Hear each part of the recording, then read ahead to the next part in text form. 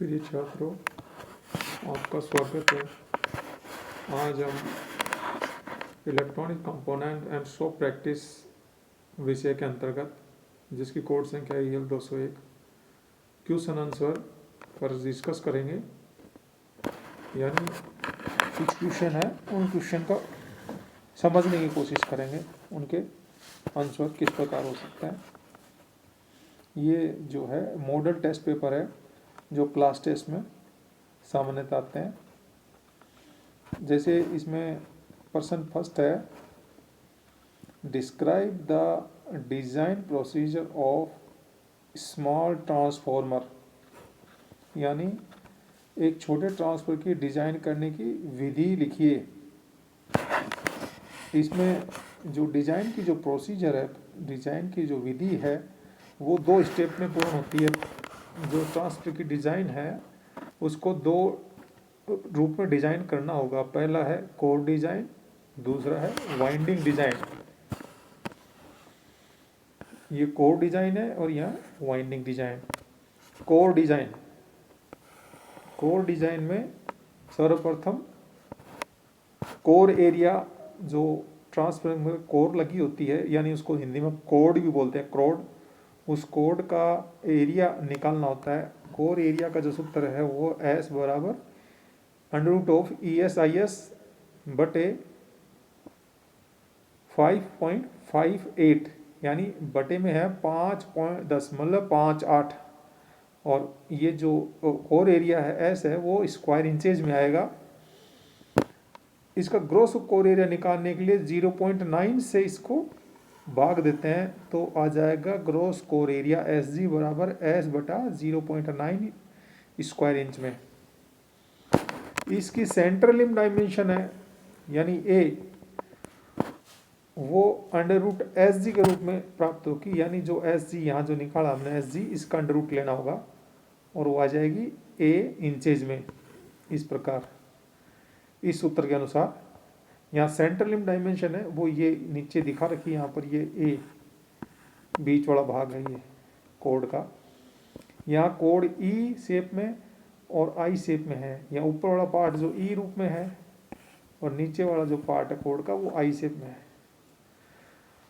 Table से हम देखते हैं तो मोस्ट सूटेबल जो कोर का नंबर मिलता है जो मैच करता है A की साइज से, यानी सेंट्रल लिम्ब डायमेंशन के साथ,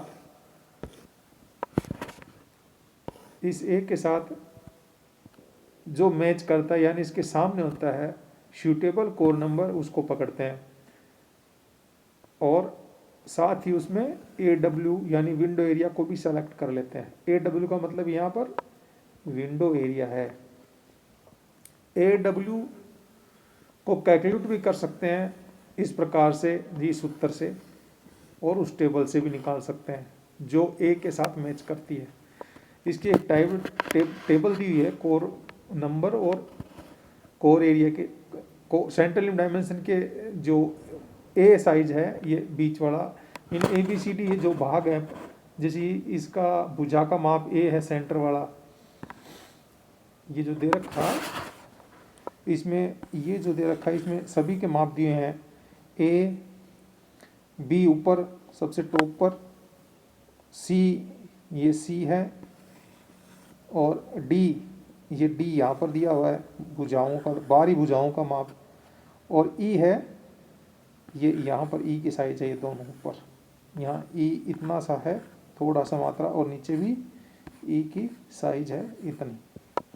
तो AW बराबर 1/2 in bracket B minus A minus 2D, ये इस सूत्र से निकला। B का जो मान है पूरा, उसमें से A का मान और दोनों तरफ की D का मान निकाल दिया और फिर मल्टीप्लाई कर दिया उसके C में से। ये C जो है पूरा साइज ये, इसमें से ऊपर वाला E, ये वाला और नीचे वाला E, दोनों E निकाल दिए। C माइनस 2 से गुना होगा तो टोटल जो विंडो एरिया ये साइज जो है विंडो एरिया की ये आ गई। क्योंकि 2 डबल है इसलिए आधा कर दिया, इसको सूत्र में हाफ कर दिया। तो AW बराबर 1/2 बी माइनस ए माइनस 2d का ब्रैकेट में और फिर आगे मल्टीप्लाई इससे सी माइनस 2d से। तो इस प्रकार ए डब्ल्यू हम टेबल से भी सेलेक्ट कर सकते हैं जो ए के सामने लिखा होगा, और साथ ही हम कैलकुलेट भी कर सकते हैं उसको, जब A B C D E तक के आपको मान उस टेबल के अंदर दिए हो उससे भी कैलकुलेट कर सकते हैं। इससे हमें क्या रिजल्ट मिला, क्या प्राप्त हुआ, कोर नंबर प्राप्त होगा टेबल से, ए डब्ल्यू प्राप्त हो गया, एस जी प्राप्त हो गया। ये तीनों चीज़ें हमें टेबल से मिल जाती है जो ट्रांसफर की डिजाइन में यूज होती है। जो कोर नंबर है वही बोबिन नंबर होता है, बोबिन के ऊपर वायर की चढ़ाए जाते हैं। तो वायर की जो टर्न्स हैं वो वाइंडिंग डिजाइन में ज्ञात करते हैं। वाइंडिंग डिजाइन दूसरा पार्ट, कोर डिजाइन हमने कर ली, वाइंडिंग डिजाइन की बात करते हैं। इसमें इंड्यूस्ड वोल्टेज है वाइंडिंग में E बराबर 4.44 EFN फाई एम बटे 10⁻8, ये वोल्ट्स के रूप में इंड्यूस्ड वोल्टेज हो गया। यहाँ पर फाई एम का मान है वो, यानी फ्लक्स मैक्सिमम मान BS के बराबर है, ये मैक्सिमम फ्लक्स को बताता है। F फ्रिक्वेंसी है, B फ्लक्स पर लाइन्स है, पर स्क्वायर इंचेज में है, लाइन्स फ्लक्स लाइन्स पर स्क्वायर इंचेज, B मतलब N नंबर ऑफ टर्न्स है यहाँ, S का मान है वो कोर एरिया स्क्वायर इंचेज में है। तो आपको ये सारी टर्म्स पता चल गई होगी। E induced voltage, F frequency and turns, phi flux. तो टर्न्स पर वोल्ट यानी ये N/E टर्न्स पर वोल्ट निकालते हैं इसी सूत्र से। तो 10⁸ इस सूत्र को उल्टा कर दिया और ये आ गया 4.4 FBS टर्न्स पर वोल्ट। ये एक इम्पोर्टेंट सूत्र है जो वाइंडिंग डिजाइन में यूज होता है। जैसे अगर चीप क्वालिटी का लेमिनेशन यूज करते हैं, यानी कोर की क्वालिटी बहुत हल्की हो, तो वहाँ पर B का मान 50,000 फ्लक्स लाइन्स पर स्क्वायर इंचेज होगी। यहाँ फ्लक्स लाइन्स असल में चुंबकीय बल रेखाएं हैं जो पर स्क्वायर इंचेज में निकलती है 50,000। तो अगर इसको रखते मान को, तो ये टर्न्स पर वोल्ट का मान हो जाता है 9/S। S कोर एरिया है, 50,000 फ्लक्स लाइन का चीप क्वालिटी के लिए। और मीडियम क्वालिटी के लिए लेमिनेशन का मान होता है, फ्लक्स लाइन 75,000 लाइन्स होती हैं पर स्क्वायर इंच में, तो उसके टर्न्स पर वोल्ट का मान आएगा इस मीडियम क्वालिटी लेमिनेशन के लिए। यानी मध्यम क्वालिटी होगी कोर की तो 7/S हो जाएगा।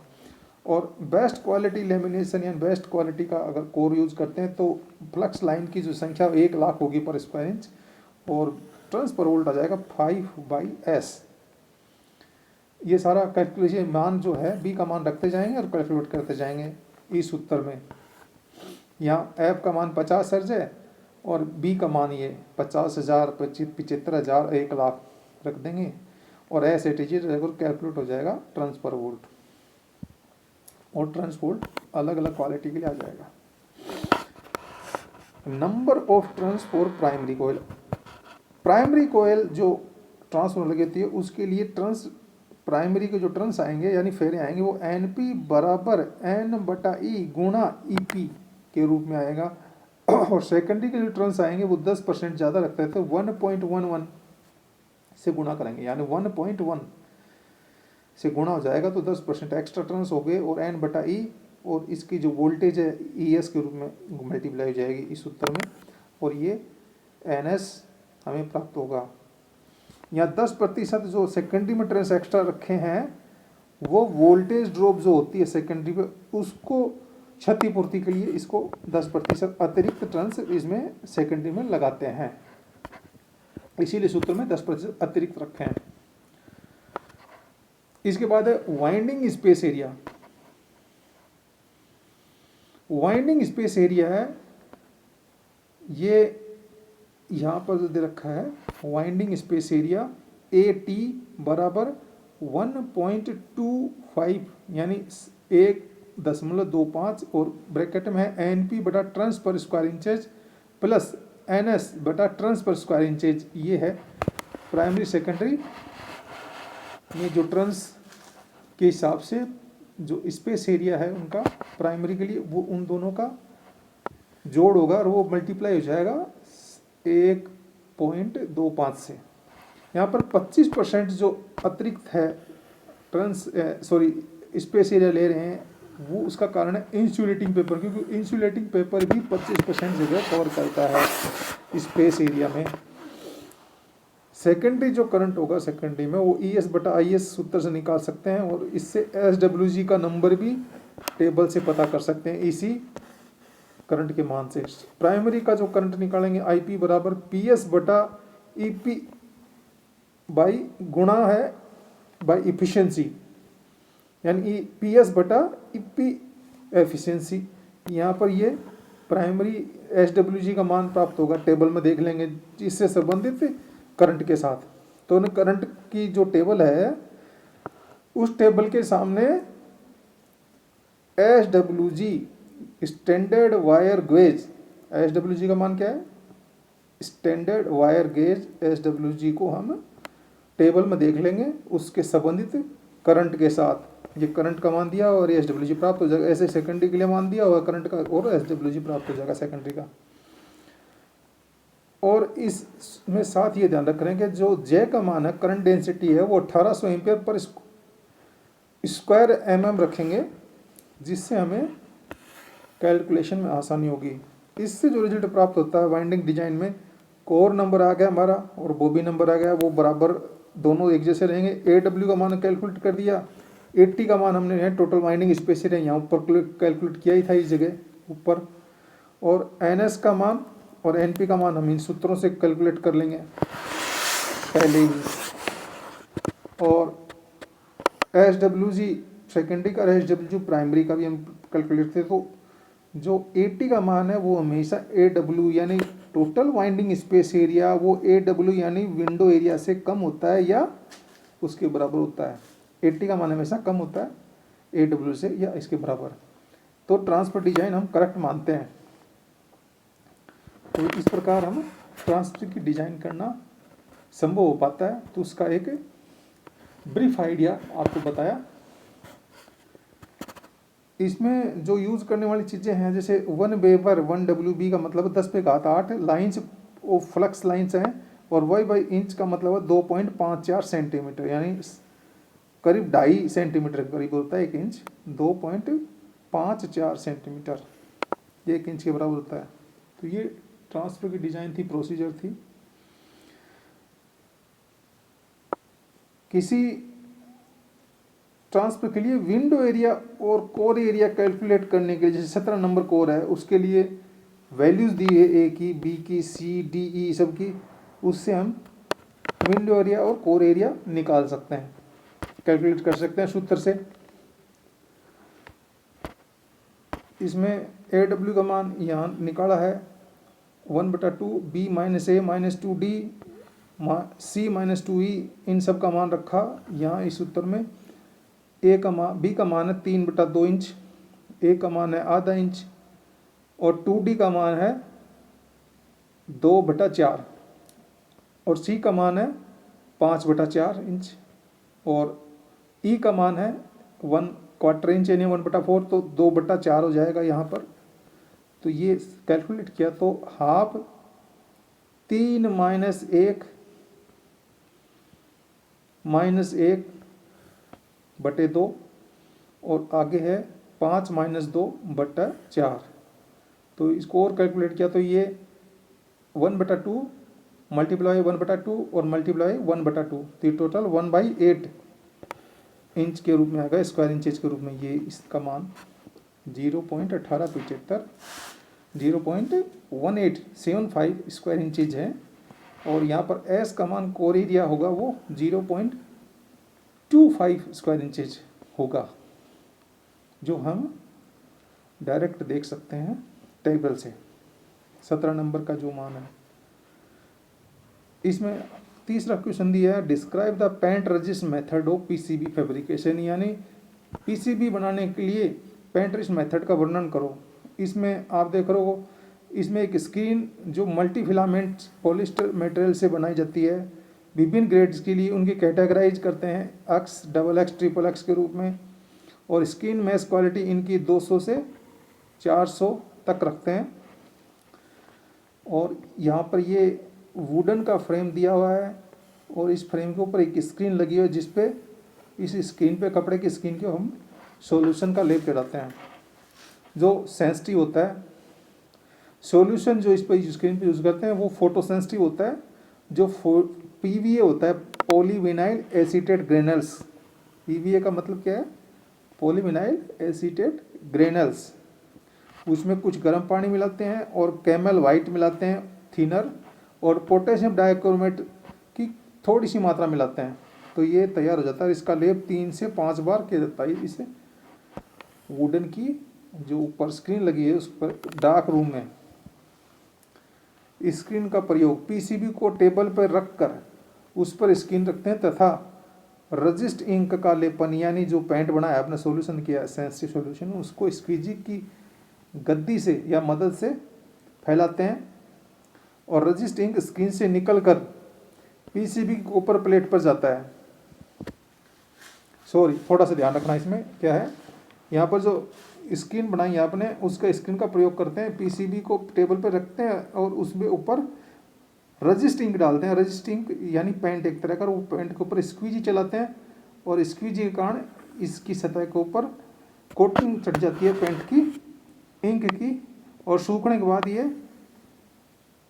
20-30 मिनट में सूखने पर के लिए इसको छोड़ देते हैं और स्क्रीन को हटा लेते हैं और इस प्रकार पेंट कोटेड एक पीसीबी बन जाता है जिसको इचिंग प्रोसेस के लिए डालने के लिए उसको यूज़ कर सकते हैं।